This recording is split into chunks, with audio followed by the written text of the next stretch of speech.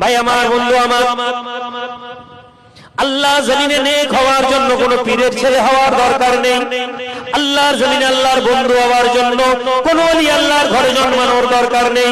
আল্লাহর জমিনে যদি আল্লাহর নেক বান্দা হতে চান, আল্লাহর ওলি বান্দা হতে চান, কোরআন এবং সুন্নাহকে ধরুন, রাসূলুল্লাহর কথাকে জানুন, আল্লাহ নবীর কথাকে বোঝার চেষ্টা করুন। যে ব্যক্তি কোরআনের মধ্যে এসেছে, যে ব্যক্তি কোরআন জেনেছে, ওই ব্যক্তি জেনে নিক আল্লাহর প্রিয় বান্দা হওয়ার জন্য ওই ব্যক্তি যেন আল্লাহর বিধানকে মেনে নেয়, আল্লাহর ফরজ হুকুমকে যেন সে মান্যতা দেয়, নামাজকে যেন না তারা করে, নামাজকে যেন না ছেড়ে দেয়।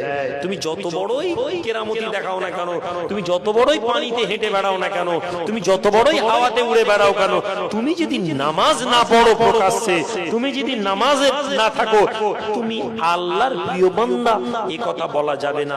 ইল্লা মাশাআল্লাহ কিছু ব্যক্তিদের ব্যাপারে পাওয়া যায়, আল্লাহর একদল নেক বান্দা আছেন যারা শরীয়তের কিছু আমল তারা প্রকাশ্যে করেন না, এটা ইল্লা মাশাআল্লাহ ব্যতিক্রমী। তারা যদিও শরীয়তের আমলকে প্রকাশ্যে আনেন না, কিন্তু দুনিয়াতে আল্লাহ তাদেরকে ওলি বান্দা প্রমাণিত করে দেন। যেমন কে নহজুর পীর কিবলা রাহমাতুল্লাহ আলাইহি প্রকাশ্যে জামাতে সব সময় নামাজে আসতেন না। কি গো, শুনেছেন না? শুনেন, সব সময় আসতেন না।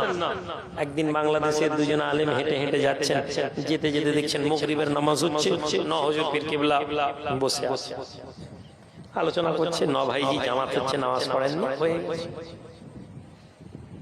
দাদা হুজুর পীর কিবলা সবকে বসিয়েছেন, সবক চলছে, সবক চলতে চলতে ওই দুই মুরিদ বলছে, হুজুর অন্ধকার, কিছু দেখতে পাচ্ছি না, কিছু বুঝতে পারছি না।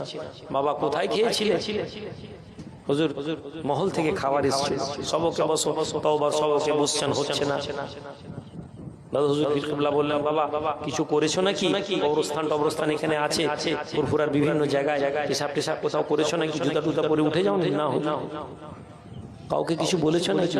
এমন সময় একজন মৌলানা বলছে, হুজুর ন ভাইজি বুঝছিলেন মনে মনে, আমরা একটু নিজেরা বলছিলাম জামাত হচ্ছে, ন ভাইজি পরে। আরে কি করেছো, যাও গিয়ে মাপ চেয়ে এসো। এই ঘটনা আমরা শুনেছি।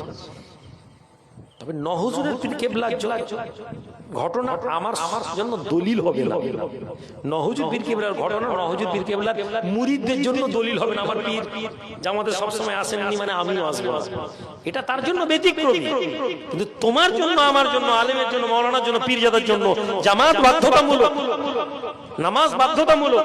যদি জামাত না থাকে, নামাজ না থাকে, আর যাই হোক আল্লাহর প্রিয় বান্দা এ দাবি করা বেকার হয়ে যায়।